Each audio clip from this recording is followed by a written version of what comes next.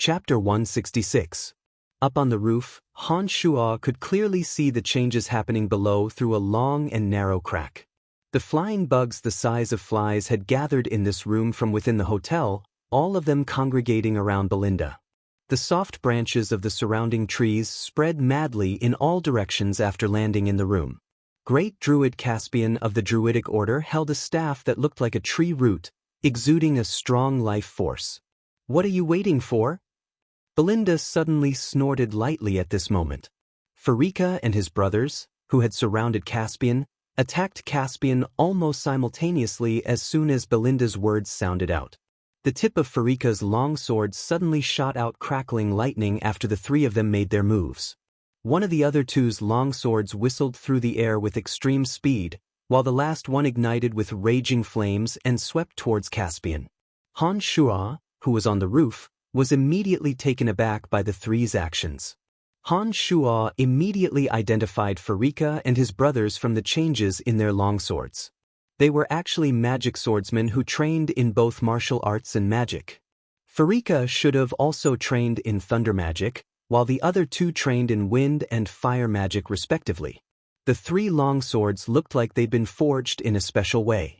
They could directly imbue thunder, fire, and wind magic into their longswords when they attacked, increasing the power and speed of their techniques. This was quite a deterrent. "It's three magic swordsmen, no wonder you're so arrogant." Caspian suddenly snorted coldly when they attacked, and when he opened his mouth to speak, he was still waving the magic staff in his hand. The snake-like branches that had been madly spreading through the room really did seem like long, flexible snakes. Dozens of branches lashed out at Farika and his brothers like long whips. At the same time, Caspian took a step back and picked up the unconscious Angelica. He suddenly leapt out of the window and landed on a nearby tree. The twining branches were shockingly nimble under Caspian's control.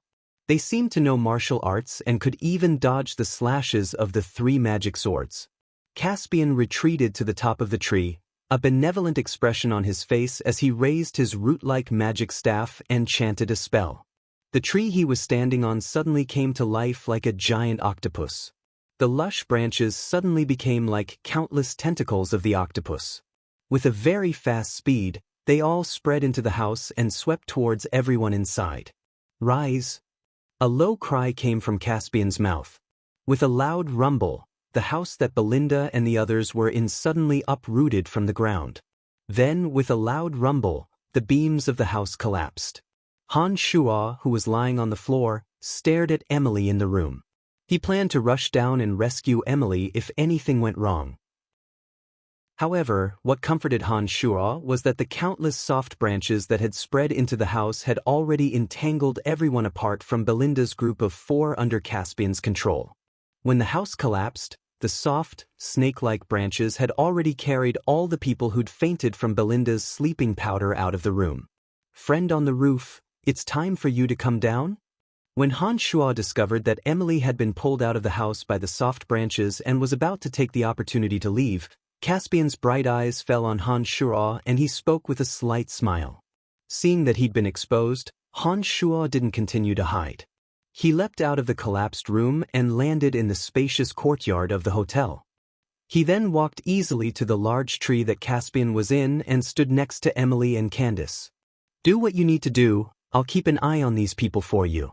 I won't let them harm the people under the tree." Han Shuo looked up at Caspian in the sky and smiled faintly.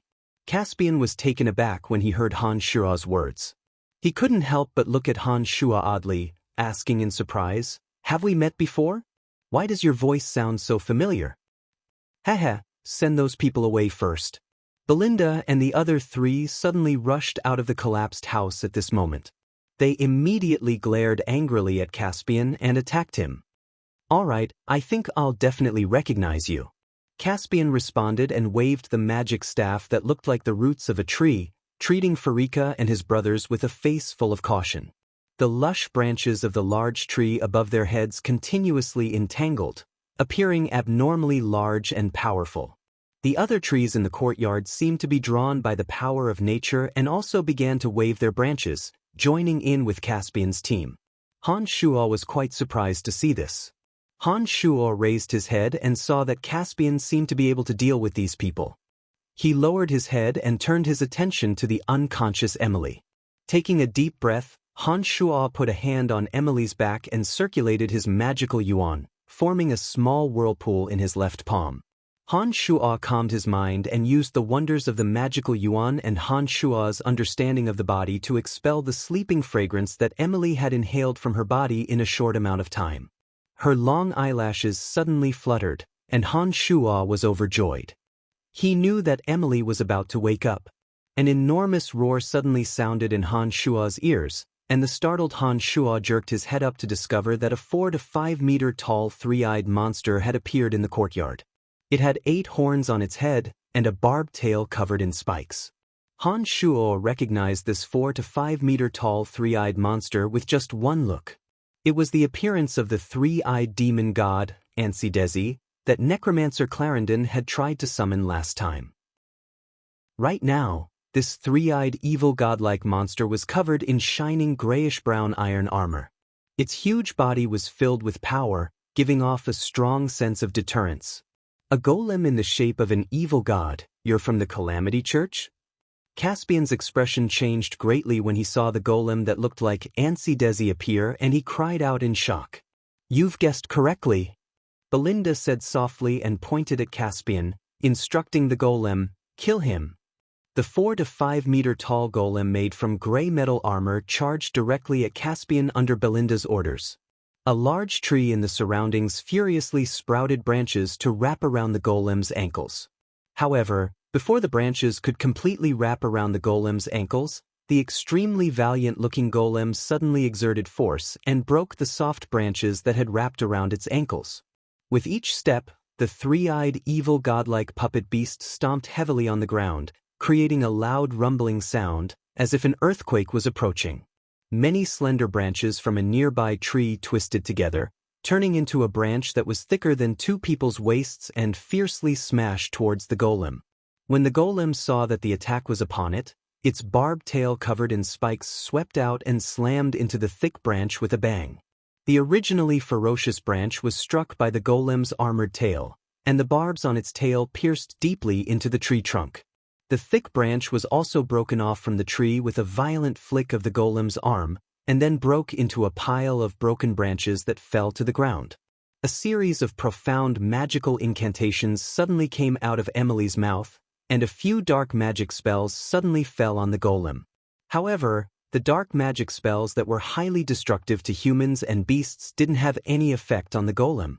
The golems in the shape of evil gods that the Calamity Church's alchemists have developed all have strong magic immunity. Don't waste your efforts. Caspian looked down at Emily and reminded her. What do we do? Emily looked up at Caspian and asked urgently. Take these innocent people and leave immediately. I'll think of a way to tie them down. Caspian was also very anxious as he looked down and immediately responded. The golem is being manipulated by someone. As long as we can restrain the manipulator, everything will be over. Han Shuo suddenly said coldly at this moment. That is indeed the case, but that woman has 3 magical swordsmen protecting her, and the golem is also attacking us. It's not very realistic to restrain her. The golem in the shape of the 3-eyed demon god had already arrived as they spoke. Caspian waved his magic staff as he spoke, manipulating the tree beneath him to intercept the golem. Emily, protect the people under the tree. Caspian, intercept the golem. Leave the woman to me. Han Shuo snorted coldly and rushed over like lightning as soon as the words left his mouth. His target was the female alchemist Belinda in the middle of the 3 magical swordsmen. Chapter 167. Careful! Emily called out worriedly when she saw Han Shuo rush out. The hotel's courtyard was the size of a basketball court. With Han Shuo's swift speed, he'd already appeared in the corner where Belinda and the others were standing almost as soon as Emily spoke. But as soon as Han Shuo moved, Farika and his brothers understood Han Shuo's intentions and had already surrounded Belinda, who was controlling the golem, in the center. Farika and his brothers surrounded Belinda from 3 different directions, all 6 eyes focused on Han Shuo's body warily. They gripped their magical swords tightly in their hands as they waited for Han Shuo to arrive. Han Shuo chanted the dark mist spell in a low voice as he charged forward. When Han Shuo appeared next to the four, the dark mist spell was immediately released, enveloping Han Shuo, Belinda, and the others within. Damn it, he's a necromancer. Farika cursed. The magic sword in his hand suddenly shot out glaring lightning, illuminating the dark surroundings so that they could see clearly. Two zombie warriors and Little Skull with the bone dagger suddenly appeared in the dark mist at Han Shuo's summons. Under Han Shuo's incantation, the two zombie warriors and Little Skull attacked Farika and his brothers at the same time. Even with the illumination of the lightning, the area covered by the dark mist couldn't be seen clearly, especially now that it was the middle of the night. As the caster, Han Shuo hid in the darkness and paced back and forth around Farika and his brothers like a ghost. He wasn't in a hurry to immediately attack. The two zombie warriors were immediately dealt a devastating blow when they neared Farika and his brothers. The person with the fire magical sword chopped away a zombie warrior's wooden club with the scorching heat of his sword, and the zombie warrior was instantly engulfed in flames. As for the swordsman who had mastered wind magic, his body was very agile. The speed at which he swung his magic sword was so fast that it was dazzling. In the blink of an eye, a dozen swords had already landed on the other zombie warrior's body. In an extremely short period of time, that zombie warrior had also lost the ability to fight. At the same time, two bone spears pierced through the air, aiming straight for the elder Farika. Little Skull also brandished his bone knife and stabbed at Farika. To Farika, the bone spears were obviously more of a threat than the Little Skull wielding the bone knife. As soon as he heard the sound of the bone spears, he immediately focused all his attention on the direction of the sound and struck out with his sword. A bolt of lightning flashed through the darkness and the two bone spears were both struck down. Suddenly, the Little Skull that had been moving as sluggishly as a normal skeletal warrior suddenly shot out with shocking speed, the bone dagger stabbing towards Farika's chest. Be careful. Belinda had been manipulating the golem on the side and immediately screamed out in warning when she suddenly discovered the abnormality. Farika started in fright and tried to block again, but it was already too late. He immediately dodged in a flurry, but a large chunk of flesh had still been sliced through his chest. He grimaced in pain. The Demon's Lair Edge's shrill howl suddenly sounded. The Demon's Lair Edge revealed a hair-raising red in the darkness as it quickly wove through Farika's three brothers. Two soft sounds rang out, like the sound of a stick piercing through wallpaper. The other two who just finished off the two zombie warriors didn't know what was going on when they suddenly felt a chill in their chests. They looked down and saw a bloody hole in their chests, fresh blood spurting out like arrows. Two thuds sounded out as the two who'd looked down to see the bloody hole in their chests fell to the ground with a thud. On the other side, Caspian had been in a bit of a dangerous situation due to Belinda's distraction when he discovered that the golem's movements had suddenly slowed down. He immediately waved his staff and once again wrapped the tree branches around the golem. Under the tree, Emily took out her magic staff as her gaze moved back and forth between the golem and Han Shuo, seeming to observe the danger on the other side. Don't kill her, it's best if you capture her. The Demon's Lair Edge's shrill howl became more and more piercing after being stained with the blood of the two magical swordsmen. In the distance, Emily couldn't help but exclaim softly when she saw a wisp of red swimming through the darkness towards Belinda, as if it was going to kill her next time. If it wasn't for Emily's reminder, the Demon's Lair Edge would have reaped Belinda's life in the next moment. Han Shuo immediately understood Belinda's intentions when he heard Emily's soft exclamation.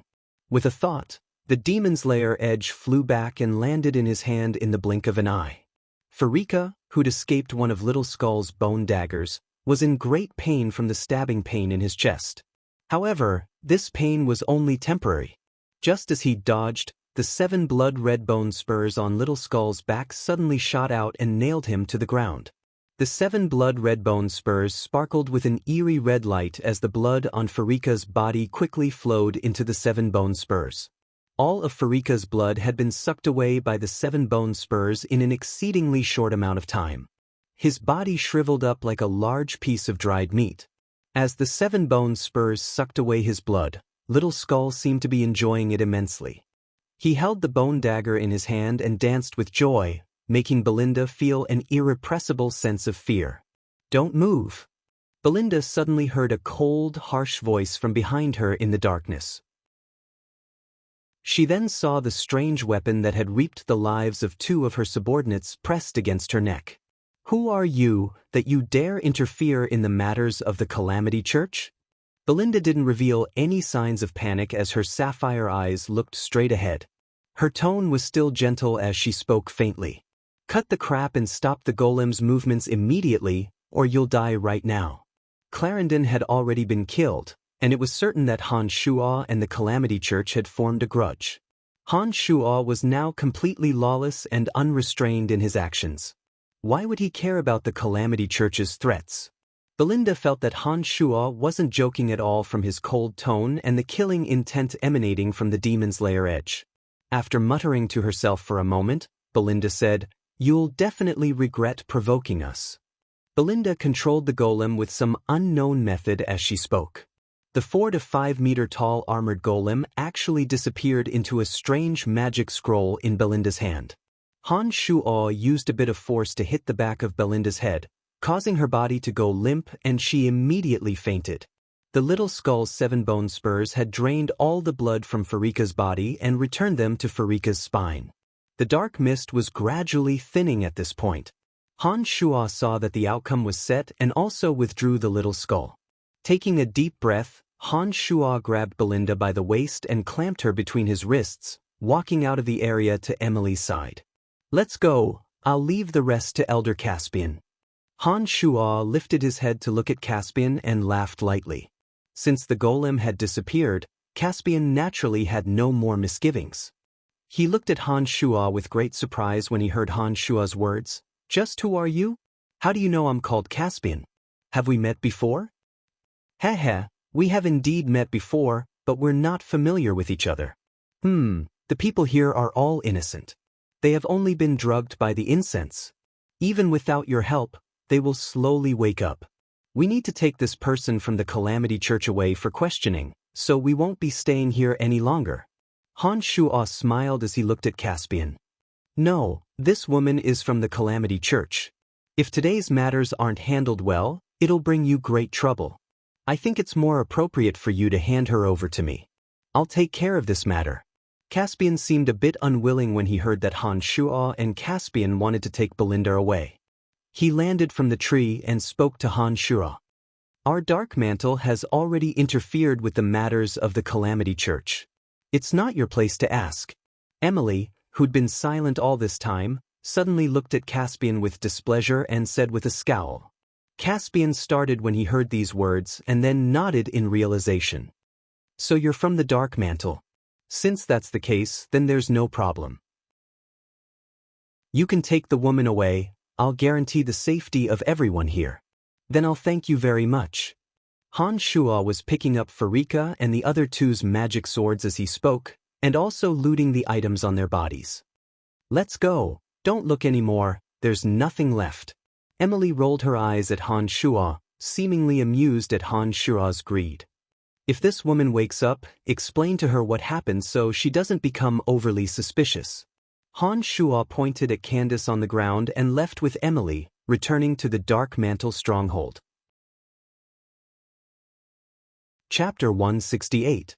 While Han Shuo and Emily were leading Belinda towards the Dark Mantle base, a flying insect the size of a housefly that had been circling the hotel was following Han Shuo and Emily from afar. The demon's lair edge suddenly flashed and pierced a flying insect with its sharp tip, bringing it to Han Shuo's palm. Upon closer inspection, Han Shuo discovered that this flying insect had the same appearance as the golem that Belinda had released. They were both forged from metal armor, the only difference being that one was extremely large while the other was extremely small. Magical yuan circulated in his palm and Han Shuo's thumb and index finger squeezed tightly. A crisp crack rang out as the flying insect was crushed. Han Shuo's eyes narrowed as he discovered that there was an extremely small magical matrix within the stomach of the crushed flying insect. There was a faintly discernible existence of magical elements within. This calamity church is a bit miraculous, all right, to be able to set up a magical matrix within such a small flying insect golem. Han Shuo couldn't help but sigh emotionally as he put away the flying insect golem. Nodding, Emily was very much in agreement with Han Shuo's words. She said with lingering fear, "The Calamity Church is the most evil of all churches. They have all sorts of evil magic and secret arts within them. Look at this golem that looks like an evil god today. If we could mass-produce them, then our empire's cavalry wouldn't even have the slightest chance of resisting the charge of these armored golems." As expected of someone who'd been influenced by the Dark Mantle, Emily's first thought was still the safety of the empire.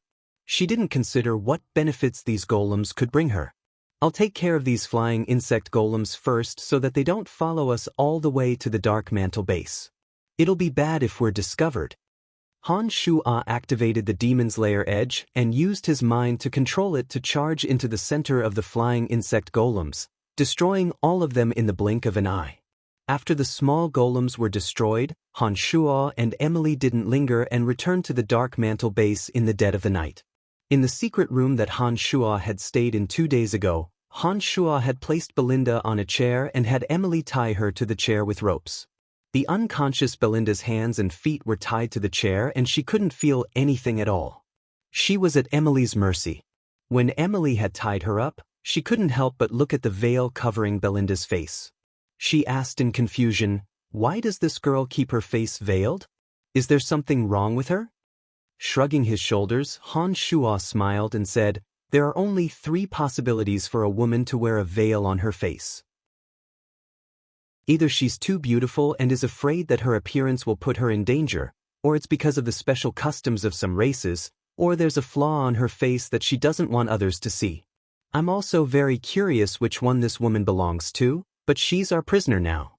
I think you can take off her veil and take a look." Emily couldn't help but glare at her when she heard Han Shuo's words.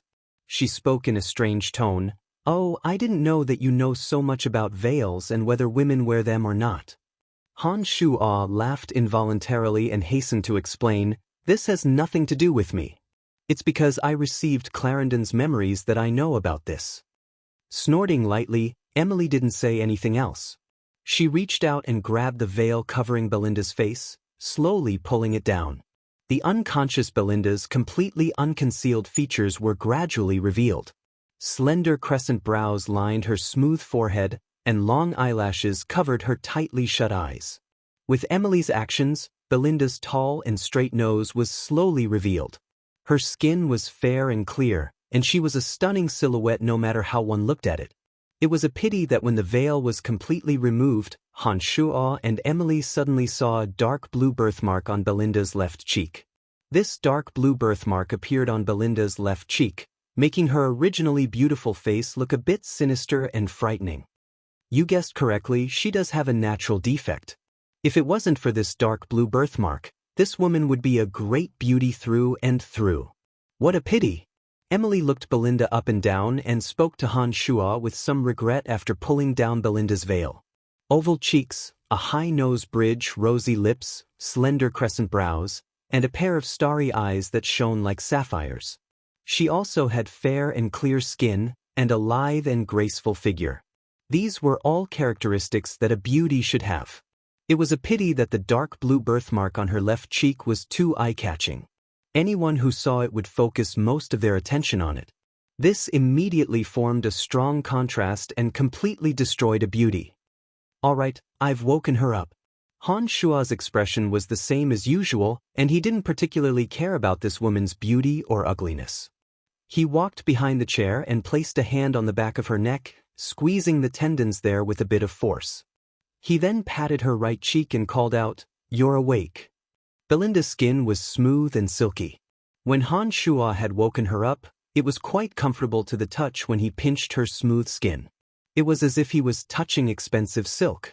Belinda's long eyelashes fluttered a few times when she heard Han Shuo's actions. Her clear, starry eyes opened and she first looked around in confusion, then looked at Emily and Han Shuo with surprise. The confusion in her eyes immediately faded as Belinda quickly recognized the situation she was in. A cold light flashed through her clear eyes, but her voice was still soft and threatening. Who are you to dare capture me? Our Calamity Church will not let you off. You will regret what you've done today. You don't need to worry about that. Just what is your Calamity Church's purpose in appearing in Valen City this time? Apart from assassinating Clark, what other schemes do you have? Emily looked coldly at Belinda and interrogated her. Do you think I'll tell you? I think you're wasting your efforts. Belinda looked disdainfully at Emily and said mockingly. Belinda suddenly thought of something when she saw the veil in Emily's hand. Her gentle voice became sharp for the first time as she glared angrily at Emily with a bit of panic. She said loudly, "You'll pay the price for taking off my veil." Han Shuo watched for a while and walked up to Belinda with a bit of impatience. He said in a cold voice, "Tell me your objective this time or I'll leave a large mark on your tender right cheek." Belinda's expression changed when she heard these words and then she giggled loudly, "You'll pay the price." Belinda's ruddy face suddenly paled, and her body stiffened in an extremely short amount of time. Even her breathing became very slow. When she closed her eyes, she seemed to have fainted again, and all the functions of her body seemed to enter a dormant state. Han Shuo, who'd been prepared to torture a confession, was flabbergasted. He smiled wryly at Emily and said, "She seems to have taken some kind of medicine and suddenly fainted again. This method of fainting through medicine is a bit troublesome. What do you think we should do?" Emily came over and cast a dark magic into Belinda's body. Emily then closed her eyes and thought for a bit. She could only shake her head and sigh lowly. The Calamity Church is a bit difficult to deal with, all right. She's fainted so suddenly. No amount of torture will work if we don't wake her up. What do you think we should do? Han Shuo spread out his hands and retreated, speaking helplessly to Emily. After thinking for a bit, Emily responded, "I'll first report this matter to the higher-ups and see what decision they make. In addition, notify the forest troll that the siege equipment that can be sold to merchants seems to have been secretly transported to Valen City. I need to go out and see if I can find any concrete evidence." "Then what should I do?" Han Shuo asked. "Heh, there's nothing for you to do for now. Do whatever you want. I'll notify you immediately if anything happens." Emily looked at Han Shuo with a smile. Nodding, Han Shuo said, "That's fine as well. I'll stay in this secret room and start studying advanced necromancy magic. In addition, I'll see if I can find a way to wake this Belinda up and get some information out of her." Emily was about to leave when she suddenly thought of something and turned back to glare at Han Shuo. "That's up to you. But behave yourself and don't take advantage of my absence to eat Belinda." I'm not the type of person to take advantage of others when they're down, don't worry." Han Shuo smiled wryly. "You're still denying it? How would I have fallen for you if you weren't this type of person?" Emily glared fiercely at Han Shuo and then thought of something. She chuckled, "However, that dark blue birthmark on Belinda's face will probably affect your mood. I don't think I have anything to worry about." After saying that, Emily seemed to be a little pleased with herself. She chuckled and left the place at ease. Chapter 169. Due to Han Shuo's advancement to the true demon realm, not only had his magical yuan advanced by leaps and bounds in recent times, but Han Shuo's mental strength had also advanced by leaps and bounds due to the strengthening of his brain. Han Shuo had already become proficient in the few spells that should be grasped in journeyman necromancy magic. After obtaining all of Clarendon's memories, Han Shuo's understanding of necromancy magic had taken a large step forward. Han Shuo had directly obtained many difficult and abstruse magical knowledge through Clarendon's decades of experience, and his progress in magic was tremendous. Now, Han Shuo could feel that his mental strength was even stronger than before. Since he had grasped all journeyman magics, Han Shuo planned on advancing to the next level. His agreement with Fanny was that he would only be able to officially date her after he became an adept mage. This was a very strong motivation for Han Shuo. Taking advantage of his free time, Han Shuo stayed in the Dark Mantle's secret room and continued to meditate and comprehend Clarendon's understanding of advanced magic. After Han Shuo's repeated practice and grasped the advanced magic of Acid Bog, Han Shuo felt that he had used up too much of his mental strength and temporarily stopped practicing. At this moment, Han Shuo's eyes swiveled as he stared at Belinda, who had fainted from the potion.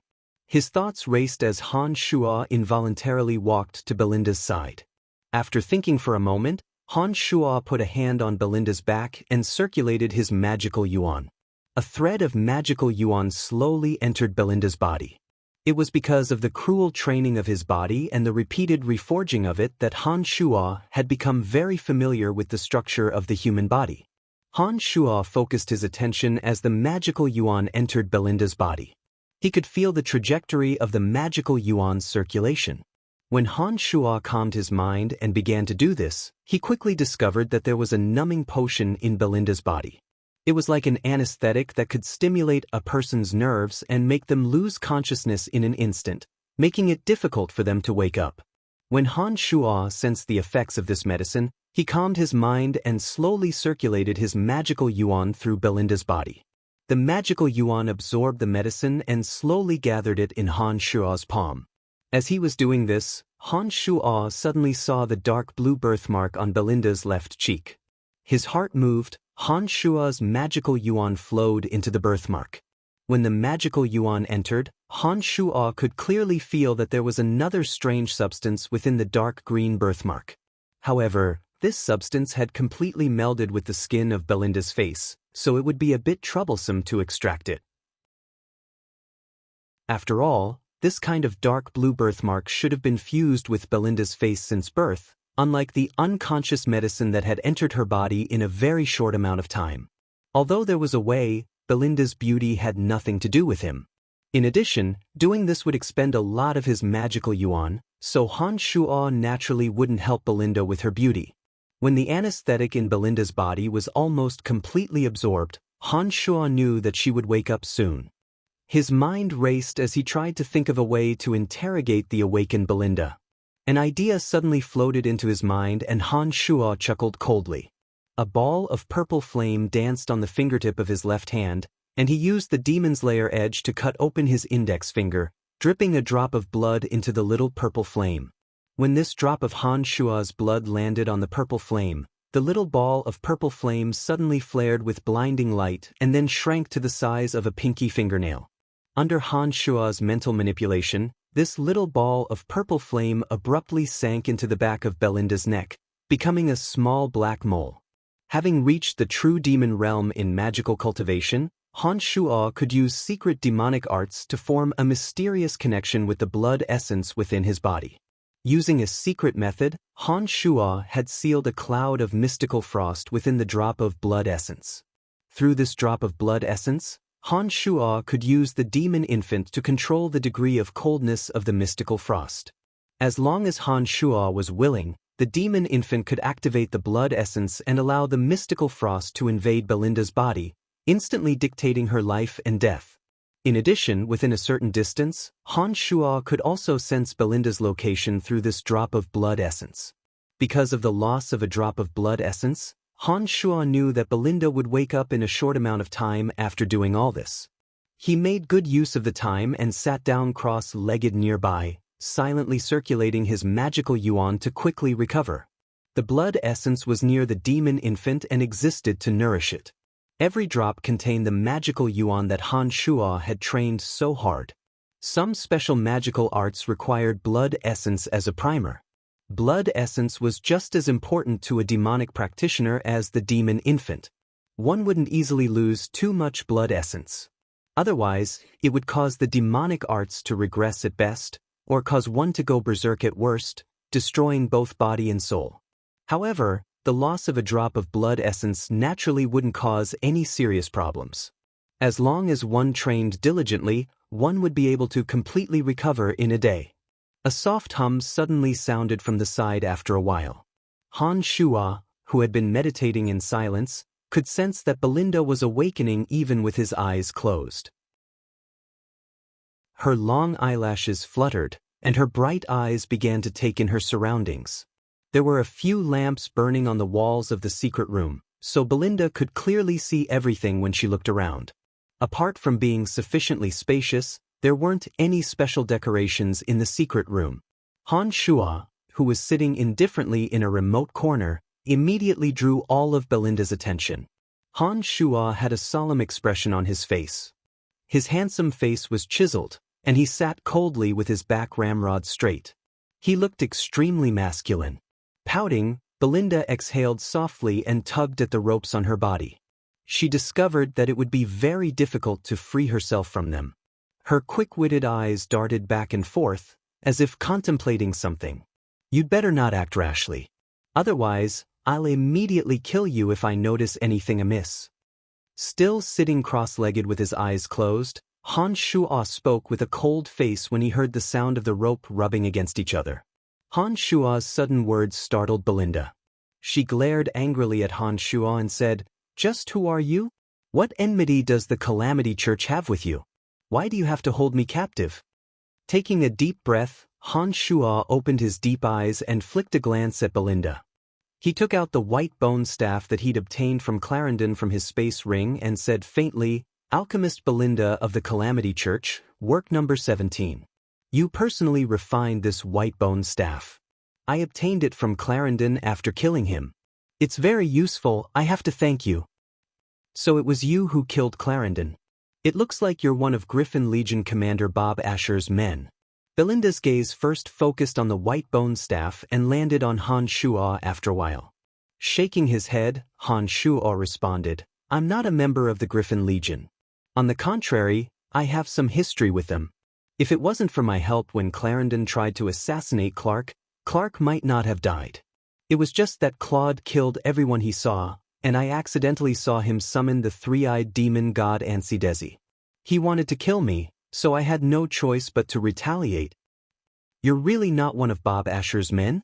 Belinda was first quite surprised when she heard Han Shua say that he wasn't a member of the Griffin Legion and then hurriedly questioned Han Shua.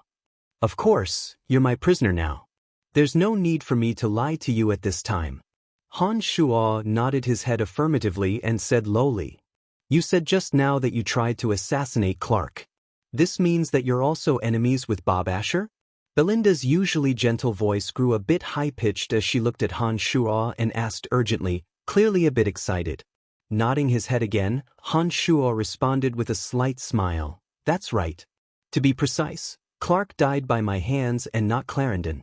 I've come to Valen City this time to deal with Bob Asher." "That's wonderful. Since our goals are the same, I think we shouldn't be enemies. The Griffin Legion is so large in Valen City, I think it'll be easier for us to achieve our goals if we work together." Belinda's face was full of joy as she looked at Han Shua with great interest. "But I killed Clarendon and 3 of your Calamity Church's magical swordsmen just now. What should we do?" Although Han Shua had long since made up his mind, he was still a bit surprised to hear Belinda speak so readily. Sacrifices are unavoidable in order to achieve anything.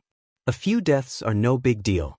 As long as we work together to deal with the Griffin Legion, I promise that we can forget our past enmity. Belinda spoke very carelessly, not caring at all about the lives of her own people.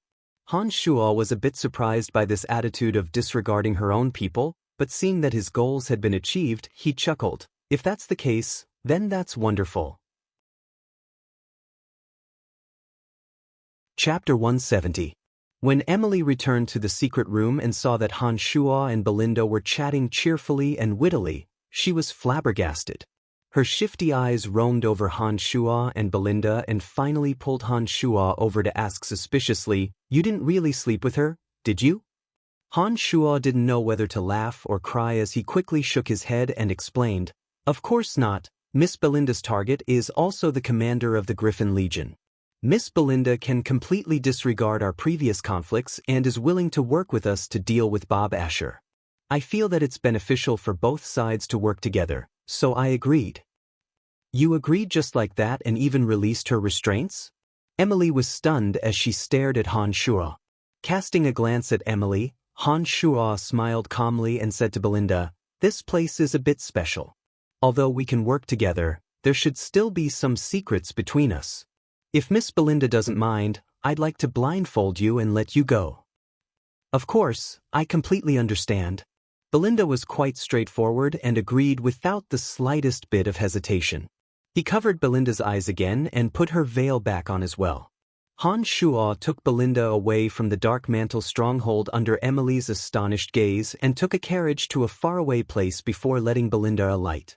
He said, "When you've contacted your people, you can find us at the place we agreed upon.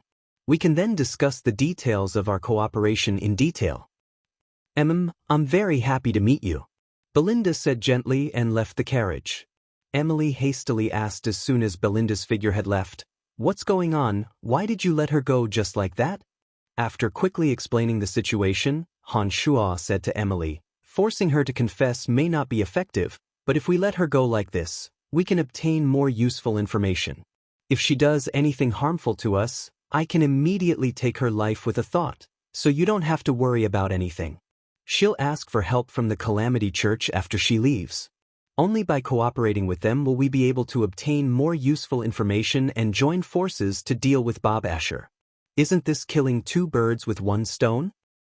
Do you know that what you are doing is extremely dangerous? The Calamity Church is different from ordinary forces. If we are not careful, not only will all our previous efforts be in vain, we may even pay with our lives. You are playing with fire."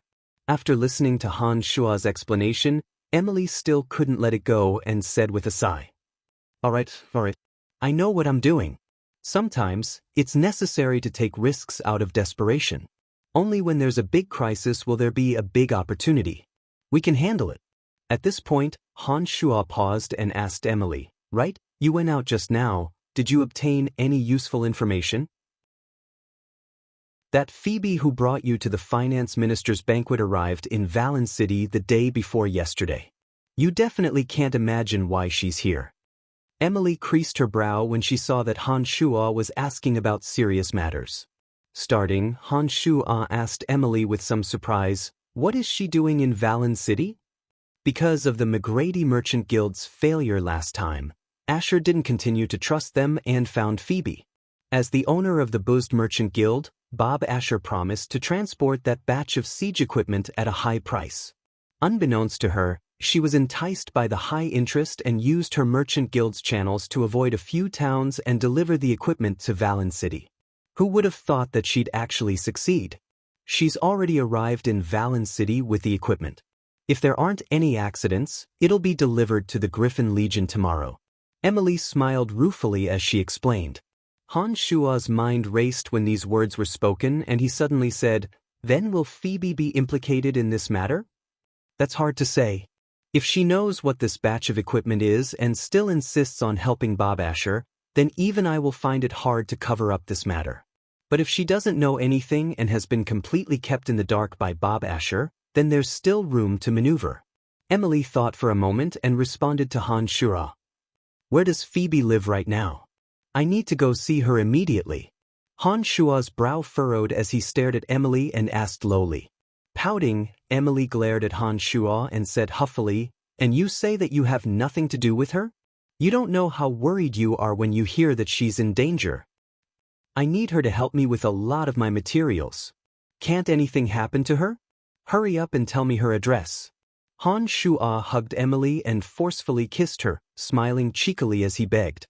Snorting lightly, Emily pinched Han Shuo fiercely before telling him Phoebe's address. When she saw that Han Shuo was about to leave, she couldn't help but remind, "There are soldiers of the Griffin Legion guarding the hotel that Emily lives in. You must be careful and don't let anything happen to you." "Thank you for your concern. I'll take good care of myself even if it's for you." Han Shuo chuckled lightly and shot out of the carriage like a cheetah, heading swiftly for Phoebe's hotel. The hotel that Phoebe lived in was on a street that had just entered the city. When Han Shuo arrived, he discovered that there were indeed many soldiers of the Griffin Legion in the surroundings. It looked like they were very concerned about the items that Phoebe was transporting. It was already the latter half of the night and the sky would probably brighten soon. This was the time when one was the most sleepy. Han Shuo noticed that the soldiers responsible for guarding the hotel were all involuntarily dozing off. Their mental states weren't very good. Taking advantage of the night, Han Shuo deployed the art of the demonic ninth heavens and flew into the air. From an extremely high altitude, he slowly landed on the roof of the hotel. It had to be said that the Dark Mantle's information network was powerful. Not only had Emily been able to find out where Phoebe was staying as soon as she'd entered the city, she'd even investigated which room she was staying in. The last room on the west side was the most secluded and also the most expensive room in the hotel. There were 3 Griffin Legion soldiers standing guard around it. Han Shuo landed on the roof and observed for a bit. Taking advantage of one of the people dozing off, he used the hidden force of his magical yuan to open a window from the inside and snuck in without a sound. This room was sufficiently spacious and had its own living room, bathroom, and bedroom. It was the time when people were sound asleep, so it was only natural that Phoebe would be in the bedroom. Han Shuo held his breath and focused his mind as he quietly and slowly walked towards the bedroom, not making the slightest sound. There was a large, soft bed under a purple gauze canopy. The stove next to it was burning with charcoal, warming up the bedroom. A figure was lying on her side on the large, soft bed, wrapped in a thin silk blanket. Her long hair was scattered and her fair, bare shoulders were exposed. She was moaning softly as if she were dreaming. Silently walking to Phoebe's window, Han Shuo twisted his body and lifted the purple gauze canopy, moving closer to Phoebe. Han Shuo was just about to wake Phoebe up when he suddenly heard a low moan. He then heard Phoebe's fragrant lips softly murmur, "Don't, big bad guy. Brian, you big bad guy." Han Shuo was startled and thought that Phoebe had discovered him. He couldn't help but climb up a bit to look at Phoebe, only to find that Phoebe's eyes were tightly shut and her cheeks were flushed with embarrassment. She was moaning softly, and a pair of hands under the thin blanket seemed to be rubbing his body. She was actually having a wet dream. And the male lead was actually him. Han Shuo was flabbergasted as he stared at Phoebe in shock. At this time, Phoebe's cheeks and neck were flushed. Her seductive tongue was gently licking her red cherry lips. Her hands were wandering between her chest and abdomen under the blanket. She was moaning softly and calling his name from time to time. Such a soul-stirring temptation was presented in front of him. Han Shuo only felt his mouth dry and his lower body immediately raised. Han Shuo, who originally planned to immediately wake Phoebe up, completely forgot about all the messy things at this time. His body slowly fell onto Phoebe's big bed, and he even lifted a corner of the blanket and burrowed in. From the back, he was lying on his side like Phoebe. Han Shuo's raised lower body directly penetrated into the curve of Phoebe's buttocks. Through the thin clothes, Han Shuo could even feel the wet and slippery curve of Phoebe's buttocks. This kind of strong stimulation, no man could withstand it. With a low gasp, Han Shuo reached out and climbed onto Phoebe's firm and full breasts from behind. He rubbed them through the thin silk clothes. His big mouth moved towards Phoebe's neck from behind. His fiery tongue licked and kissed Phoebe's white and blushing neck. "Oh, you big pervert." Phoebe, who was fast asleep, also clearly felt the strong stimulation. She couldn't help but moan. One of her hands subconsciously covered the hand that Han Shuo was wantonly invading her breasts. She brought Han Shuo's hand and took the initiative to wander around her own chest. On the other side, Phoebe's buttocks clearly felt the high contact. She couldn't help but clamp her slender legs together, as if she wanted to feel Han Shuo's invasion more clearly. This kind of ecstatic stimulation made Han Shuo gasp uncontrollably, and his kissing and licking of Phoebe became more intense. Just as the feeling of ecstasy was getting stronger and stronger, Phoebe suddenly twisted her neck and turned around to face Han Shuo. She opened her sleepy eyes and looked at Han Shuo, who had a look of enjoyment on his face. Chapter 171. Han Shuo was dumbfounded on the spot. His heart thumped wildly. He opened his mouth wide and didn't know what to do. No matter what, breaking into someone's boudoir in the middle of the night, climbing into someone's bed, and doing such an outrageous thing was unexplainable and unforgivable. The sleepy Phoebe stared at him in a daze. Han Shuo had already prepared himself for the onslaught of a violent storm. To Han Shuo's surprise, just when he didn't know what to do, Phoebe turned around and twisted her body to face Han Shuo. Then, she wrapped her snake-like arms around Han Shuo's neck. Her red lips moved towards Han Shua's wide-open mouth. Her small, fragrant tongue, mixed with her smooth saliva, took the initiative to extend into Han Shua's big mouth. When she faced Han Shua like this, Phoebe's two long, slender legs also slid between Han Shua's thighs, while her other warm, firm, beautiful leg rested on Han Shua's thick waist. Her body started twisting like a snake. When Phoebe slept, she wore a thin, silky underwear. When the two of them were so close, this silky underwear was so close to their skin that it was almost useless.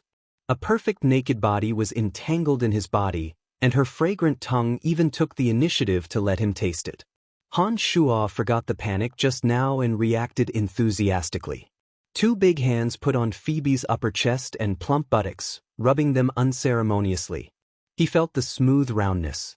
As his hands kept rubbing, Han Shua's breathing became more and more intense. Finally, he couldn't bear it anymore and directly pressed Phoebe under his body. He tore apart Phoebe's thin underwear violently, and his big hands fell directly on Phoebe's bare full chest. Ugh, it hurts. Phoebe cried out in pain and withdrew her tongue from Han Shua's passionate entanglement. Her almond-shaped eyes gradually became a bit clearer. Han Shua was stunned and couldn't help but pant heavily. "Sorry, I'll be gentler next." When these words left his mouth, Phoebe, who had been a bit confused, immediately blushed. She abruptly pushed Han Shua away with exceptional fear and hurriedly pulled over the thin blanket to cover herself. She screamed, "You can talk, this isn't a dream." Han Shua finally reacted when Phoebe said this. It looked like Phoebe had taken the initiative to kiss him just now because she hadn't completely woken up yet. She thought she was still in a dream. Under muddle-headed circumstances, the entanglement of their bodies, Han Shua's slightly rough movements, and his response finally caused Phoebe to instantly wake up. She also recognized the true situation, which was why she was so shocked. "Miss Phoebe, what's the matter?" Phoebe's shrill call attracted the attention of the 3 Griffin Legion guards patrolling outside. One of them stood in front of the door and asked, "No, nothing, just a nightmare. Don't worry about me, you guys just keep watch outside." Although Phoebe's expression was still quite frantic, she didn't even think twice before covering up the fact that Han Shua was here when she heard the guards' calls. "Oh, it'll be daybreak in a while. Miss Phoebe, you can still rest for a while." The guard outside the door said this and continued to guard his post. Her face was a shocking red as Phoebe's eyes stared straight at Han Shua. She didn't make a sound as she looked hatefully at Han Shua. Her expression was quite odd. In this moment, Han Shua was so embarrassed that he wanted to find a hole to hide in. Being stared at by Phoebe like this, even the thick-skinned Han Shua couldn't help but blush. He began to explain incoherently, I had some matters to discuss with you, and then you were having a strange dream, and then you hugged me. I'm a normal man, so we Han Shua's explanation seemed very feeble. When he spoke like this, even Han Shua himself felt somewhat ashamed. Therefore, when he said this, his momentum was much weaker, and it looked like the quibbling of a prisoner on death row. Phoebe, who stared deeply at Han Shua, blushed more and more. Seeing Han Shua frantically looking for an excuse at this time, she felt angry no matter how she looked at it. She couldn't help but yell in an unusually angry voice, "Shut up!" As soon as this sentence came out, Han Shua immediately shut up. He sat on the corner of the bed with a bitter smile and hung his head without saying a word. He looked like a child who had done something wrong and was waiting for the teacher to punish him. "You violated me so despicably while I was asleep. Brian, Brian, you're even more despicable and shameless than I thought." Phoebe glared angrily at Han Shua and said hatefully, You hugged me first. To be exact, I was the passive one." Han Shua hung his head and snuck a glance at Phoebe out of the corner of his eye, explaining in an aggrieved tone. "Wah!" Phoebe sobbed lowly. She pulled the thin blanket over her body with one hand and hammered Han Shua's chest with the other. She cursed in a low voice as if she was crying, "You still dare say that? You despicable, shameless scoundrel. You've always treated me like this and never took responsibility. I hate you so much." Although Phoebe was hammering Han Shua with such force, He didn't feel any pain at all due to the fact that she wasn't using any fighting aura, and Han Shua's physical endurance was so great that he didn't feel any pain at all. Thinking furiously, Han Shua thought back to how Phoebe had called out his name in her sleep. He thought back to how Phoebe had treated him in the past, and added to the words just now, he suddenly had a flash of inspiration and understood a fact. Phoebe liked him. Once he sorted out this matter, Han Shua's mind spun even faster. However, even with Han Shua's nimble mind, it wasn't that easy to find a reasonable solution to this matter. After a moment of silence, Han Shua hardened his heart and decided that he might as well go all the way. He might as well force himself on her. Han Shua, who was passively enduring Phoebe's hammering, suddenly grabbed Phoebe's small hand in a domineering manner. His other hand suddenly reached out and lifted the thin blanket that was wrapped around Phoebe and directly pressed down on Phoebe. A frantic kiss suddenly fell on Phoebe, fiercely licking and kissing her neck, cheeks, shoulders, and soft breasts. When Han Shua was doing this, his heavy body pressed down on Phoebe, and his strong arms held her so that she couldn't move at all.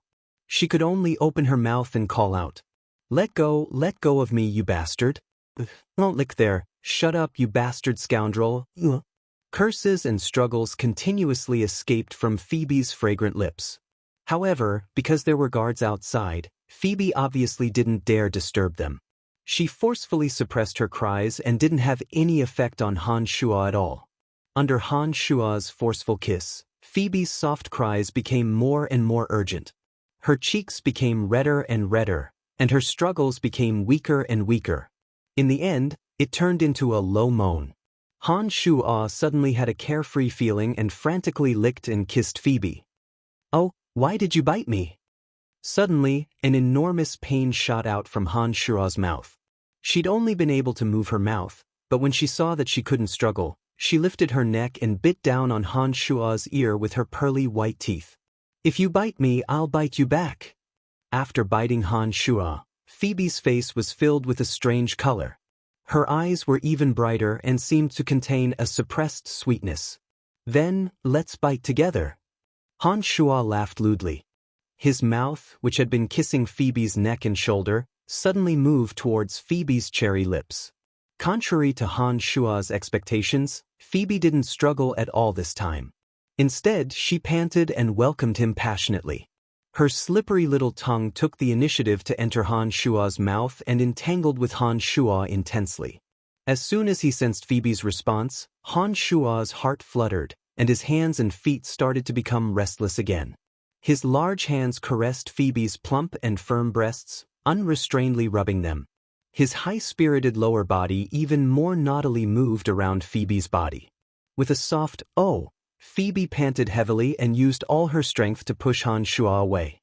She didn't dare to look at Han Shua and said shyly, "All right, it's almost daybreak." Looking out the window, it was indeed daybreak. There were faint voices coming from outside. Thinking of Phoebe's safety, Han Shua suppressed his desire and moved away from Phoebe's body. He gently covered Phoebe's perfect body with a thin blanket and then held her in his arms. When Han Shua did this, a strong woman like Phoebe's eyes lit up. She seemed to be enjoying it very much. After Han Shua finished doing all this, she lowered her head and said softly, "You violated me again today. What do you think I should do?" With a smirk, Han Shua hugged Phoebe's body tightly and said domineeringly, "From now on, you are my woman." As soon as these words left her mouth, Phoebe's flushed cheeks shone with a strange luster. It was as if she had been waiting for this day, waiting for Han Shua to say these words for a long time. Then, when the truth was right in front of her eyes, she appeared shy and unwilling. However, the sweetness on her face showed her joy.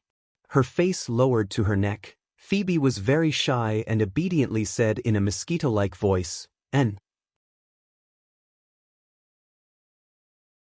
Chapter 172.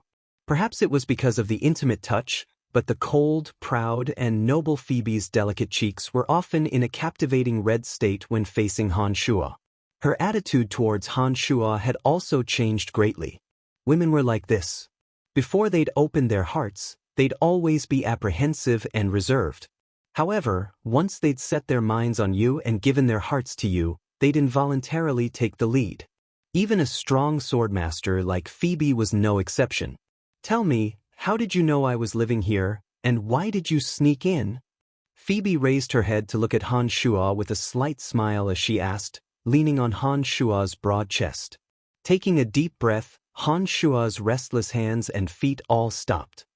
He furrowed his brow as he described the course of events to Phoebe. However, Han Shuo didn't mention any sensitive matters. He didn't go into detail, including Han Shuo's identity in the shadows and the Calamity Church's interference. When you were transporting this batch of equipment, did you know what was inside? Han Shuo looked at Phoebe and asked very seriously. Shaking her head, Phoebe's dainty brow furrowed slightly as she responded, I didn't know.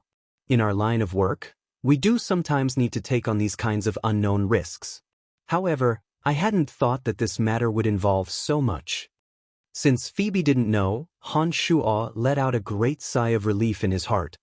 He mused for a moment and said to Phoebe, the Griffin Legion has the intention of rebelling. For the safety of the Buzzed Merchant Guild, you must cooperate with us. Otherwise, once the senior executives of the Empire find out that this operation has the help of the Buzzed Merchant Guild, I'm afraid that no matter how resourceful your merchant guild is, it will still encounter immeasurable danger. Nodding in understanding, Phoebe hugged Han Shuo and said with a smile, I'll do what you say. I think you'll help me seriously. Phoebe said this because she completely trusted Han Shuo, which made Han Shuo feel a little flattered. Thinking quickly, Han Shuo condensed another drop of lifeblood essence and stored it in a small medicine bottle. He handed it to Phoebe and said, think of a way to drip this drop of blood on the siege equipment during transportation. If you don't have a way to open the equipment, drip it on the device that stores the equipment is fine as well. Think of a way to follow this batch of equipment as far as you can tomorrow. Don't be in a hurry to leave Valen City after you're done. I'll come find you again. Alright, Candace is also in Valen City right now. She's staying at a hotel called Elaine. You can go find her. No problem, I'll try to do it according to your instructions. Phoebe readily agreed and then laughed softly. She took out a large pile of various materials from her space ring and looked at Han Shuo as if presenting a treasure. This batch of materials was requested on one of your lists. I've already gathered all of them for you while helping Bob Asher transport these items. A list was handed over and Han Shuo took a look. He discovered that these materials had all been prepared by Phoebe according to Han Shuo's requests in order to refine the Yin demons that were a level higher than the original demons. It looked like Phoebe was very attentive to his matters. In such a short period of time, she had actually gathered enough materials to refine the Yin demons for him. Pulling Phoebe over and kissing Phoebe's rosy cheeks, Han Shuo said happily to Phoebe, Hehe, thank you so much. The guard's voice sounded again at this time, Miss Phoebe, the sky is already bright. You should get up and leave. Yes, I'm fully awake and will be out soon. Phoebe responded loudly and pushed Han Shuo away. She shyly put on her clothes under the thin blankets and rebuked, It's all your fault. You tore my undergarments, you savage scoundrel. Chuckling mischievously, Han Shuo left Phoebe's bedside and said, all right, I'll make it up to you. Remember what I said, I'll be leaving for now. But you'll find you soon enough. Han Shuo's body slowly retreated outside after he finished speaking. Just as Han Shuo reached the window behind him, Phoebe suddenly called out softly. When Han Shuo turned around and looked at her in surprise, Phoebe warned softly, be careful. I will. Han Shuo responded confidently and took advantage of the guard's blink to shoot out of the window like a ghost. Han Shuo concealed himself and flew towards the Dark Mantle stronghold early in the morning. When he returned to the Dark Mantle stronghold, Han Shuo discovered that Chester was already there. It looked like he'd returned from Elaine's hotel. What's the situation? Han Shuo immediately asked when he saw Chester. I fainted in the hotel. When I woke up, a great druid said that we'd been drugged and didn't say anything else. Chester was a bit confused as he explained to Han Shuo. He briefly explained what had happened after Chester had fainted and then asked Chester again, did that great druid chat with the female captain of the mercenary band? Has Lisa been safely sent back? What's the current situation in the hotel? It seems that the great druid and the female mage swordsman called Candace talked about something, but they avoided us, so I don't know what they talked about. I personally handed Lisa over to Lawrence, and he said he'll contact you soon. Master Elaine has arranged for Belinda's room to be redecorated, and it should be back to normal soon. The great druids inside, as well as the mercenary band, are still there and haven't left. Chester responded. So that's how it is. Oh right, did you see Emily after you returned? No, I only saw 2 of Madame Emily's people in charge of guarding the Dark Mantle stronghold. Madame Emily isn't here at the moment. Chester responded. There's nothing else for me to do for now. If you're free, why don't you go out and scout out the current situation in the city? Han Shuo smiled and walked past Chester towards the secret room. After setting up the transportation matrix here, Han Shuo once again entered the cemetery of death. The little lewd dragon Gilbert immediately ran over excitedly when he saw Han Shuo appear, thinking that Han Shuo was going to take him out. Now's not the time, but I'll take you out of the cemetery of death in the next few days. Don't worry. When he saw Gilbert rush over with a face full of excitement, Han Shuo immediately poured cold water on him. Afterwards, ignoring Gilbert's protests, Han Shuo arrived at the original demon cave where he'd refined the original demons last time. The refinement of the Yin demons was more or less the same as that of the original demons. Apart from making some changes to the matrix, replacing it with even more precious materials, and adding 3 drops of blood essence, there weren't any special changes in other aspects. Taking a deep breath, Han Shuo quickly went through some of the details he needed to pay attention to in his mind. He then took out the Demon's Lair Edge and used his mind to control the Demon's Lair Edge. He began to change the layout of the original demon cave, transforming it into the shape of the Yin demon cave. Finally, after the Yin demon cave had taken shape, Han Shuo placed the materials that he'd entrusted Phoebe to gather into the Yin demon cave according to the sequence of the matrix. When refining the original demons, only 18 wraiths were needed as a catalyst. However, the number of Yin demons had doubled, rising to 36 wraiths. However, the refining time had been shortened to 18 days. This was because Han Shuo's demonic arts had reached the true demon realm, and he had the existence of blood essence, in addition to the leap in quality of his magical yuan. He had to make the 36 wraiths fight each other within a short 18 days, and finally snatch 3 drops of Han Shuo's blood essence. Only the strongest wraiths would have the right to absorb the energy within the Yin demon cave and be refined into Yin demons that were even more powerful than the original demons. After the 3 Yin demons were formed, not only would they possess all the effects of the original demons, but their own life force would also be strengthened. They would be able to infiltrate a person's body and remain hidden until the critical moment to deliver a fatal blow. For example, if a person was possessed by a Yin demon, then everything that the person saw and felt would be roughly sensed by Han Shuo through the Yin demons. The Yin demon hidden within the person's body could suddenly act up when the person was in danger, asleep, or in a fight with someone, catching them off guard and attacking the person's body. It would be best if the enemy could be killed. Otherwise, as long as the opponent wasn't particularly strong, the Yin demon could even continue to hide within the person's body, or leave the person's body and escape back to its host, Han Shuo's body. After the other 3 Yin demons were formed, they could also temporarily change into Han Shuo's appearance under the will of the original body, forming an illusion that was identical to Han Shuo.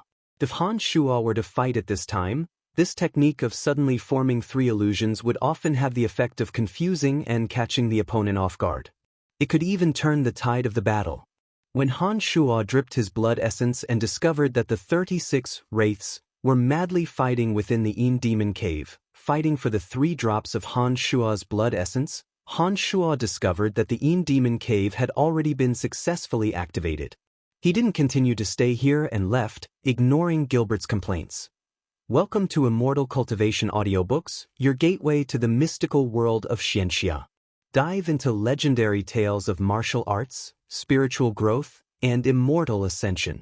Here, we bring you full-length English audiobooks of the best Wuxia and Xianxia stories, From young prodigies to ancient sect wars.